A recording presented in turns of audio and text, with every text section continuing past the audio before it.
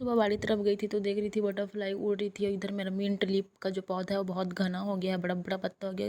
हम लोग का करेला भी फलना स्टार्ट हो गया है। इधर इधर घर के सामने तरफ जा रही है दो छोटी छोटी बकरियाँ और हम लोग चाय पी रहे थे। फिर हम लोग जा रहे हैं भटगांव, मम्मी और मैं। इधर हम लोग का बस का वेट कर रहे हैं, फिर बस मिल गया था हम लोग को। फिर हम लोग बैंक जा रहे थे, बैंक में काम था मम्मी को और मुझे भी काम था। और इधर हम लोग का बैंक वाला काम ख़त्म हो गया तो हम लोग फल ले रहे थे। फल लेने के बाद हम लोग गुपचुप खाए थे, फिर बस का वेट कर रहे थे। फिर हम लोग आ गए थे घर और फिर इधर जा रहे हैं हम लोग घर पैदल पैदल। और इधर मम्मी भी जा रही है आगे आगे देखो। और फिर आया, घर आने के बाद आया था पार्सल वाला और एक पार्सल आया है मेरा, तो देखो अनबॉक्सिंग कर रही हूँ इसका। और ये किट्टू के लिए एक ड्रेस मंगवाई थी वो है। और जब भी किट्टू आएगी तो उसको दूंगी, सरप्राइज़ है उसके लिए। और देखो कितना सुंदर लग रहा है। तो वीडियो पसंद आए तो लाइक ज़रूर करना, चैनल को सब्सक्राइब कर देना। Bye bye.